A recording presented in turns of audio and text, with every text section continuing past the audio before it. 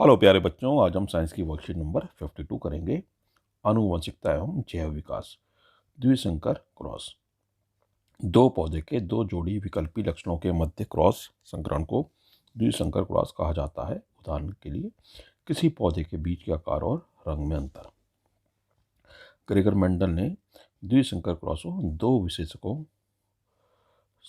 में भिन्न पौधे के क्रॉस के प्रेक्षणों पर आधारित एक दूसरा सामान्य नियम प्रस्तावित किया, जिसे मेंडल का स्वतंत्र अपव्यूहन नियम कहा जाता है।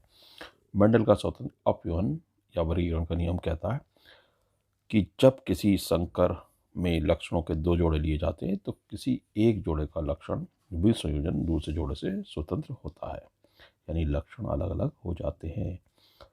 पीला रंग गोल बीज से अलग हो जाता है और हरा रंग चूड़ीदार बीज से।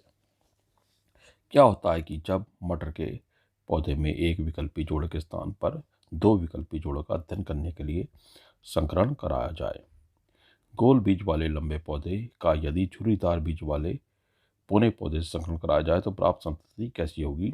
F1 पीढ़ी के सभी पौधे लंबे गोल बीज वाले होंगे, अतः लंबाई तथा गोल बीज प्रभावी लक्षण है। परंतु क्या होता है जब F1 संतति के स्वनिषेचन से F2 पीढ़ी की संतति प्राप्त होती है।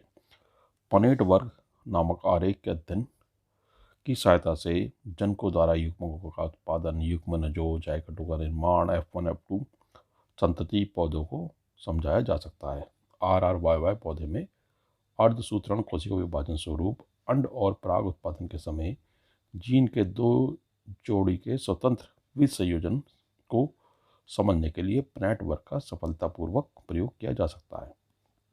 जीन की एक जोड़ी R और R के विसंयोजन पर विचार करें तो 50% युग्मकों में जीन R बड़ा R है विद्यमान है और 50% में जीन है। इनमें R या R कैपिटल R और स्मॉल r होने के साथ साथ एलील कैपिटल Y और स्मॉल y भी हैं। कैपिटल Y स्मॉल y का विसंयोजन भी कैपिटल R स्मॉल r के समान ही होता है।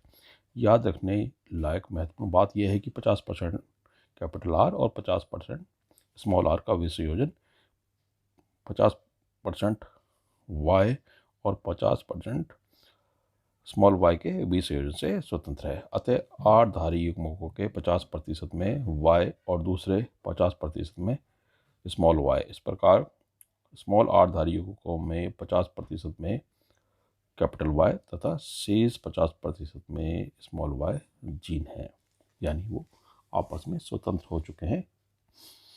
अतः युग्मकों के 4 जीनोटाइप बन जाते हैं, 4 प्रकार के पराग और 4 प्रकार के अंड। ये 4 प्रकार है capital R Y, capital R small y, small r capital Y and small r small y।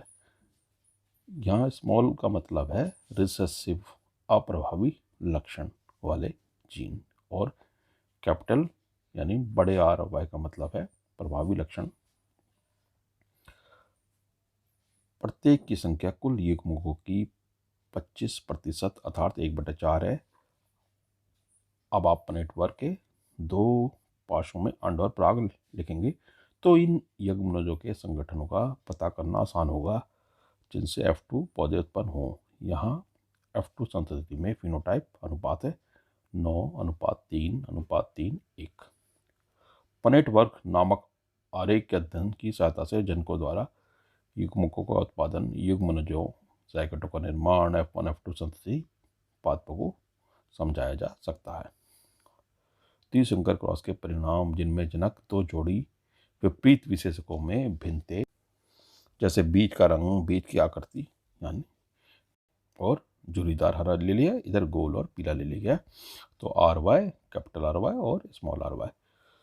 तो फर्स्ट जनरेशन में प्रभावी लक्षण दिखाई दिए, यानी कि येलो बीज और राउंड यानी RRYY ये बन गया। जब इनका 100 परागण कराया गया तो रिजल्ट हमारे ये आए 9:3:3:1 के, यानी गोल और पीला आया 9, गोल और हरा आया 3 और झुर्रीदार पीला आया 3 और झुर्रीदार हरा 1। 9:3:3:1 के अनुपात में ये विभक्त हो गए। अब प्रश्नों को देख लेते हैं।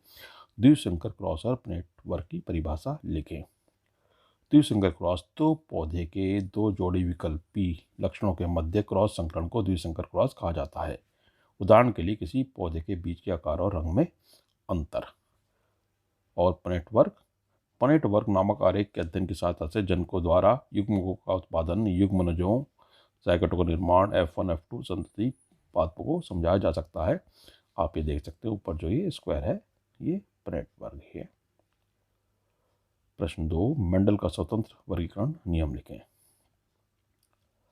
मेंडल का स्वतंत्र अपव्यूहन वर्गीकरण नियम। यह नियम कहता है कि जब किसी संकर में लक्षणों के दो जोड़े लिए जाते हैं तो किसी एक जोड़े का लक्षण भी संयोजन दूसरे जोड़े से स्वतंत्र होता है। यानी गोल और पीला बीज के जो दोनों लक्षण हैं वो अलग अलग हो सकते हैं, और ऐसे ही हरे और झुर्रीदार जो बीज है उसके भी।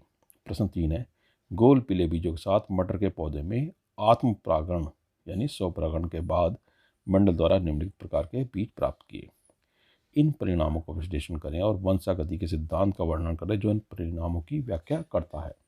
आप देख सकते हैं कि गोल पीला, गोल हरा, झुर्रीदार पीला, झुर्रीदार हरा में 9-3-3-1 का अनुपात है। ये परिणाम मेंडल के स्वतंत्र अपव्यूहन वर्गीकरण नियम पर आधारित हैं। यह नियम कहता है कि जब किसी संकर में लक्षणों के दो जोड़े लिए जाएं तो किसी एक जोड़े का लक्षण बीज संयोजन दूसरे जोड़े से स्वतंत्र होता है। यानी कि बीज का गोल होने का लक्षण पीले रंग के लक्षण से स्वतंत्र है तथा झुर्रीदार लक्षण हरे रंग के लक्षण से स्वतंत्र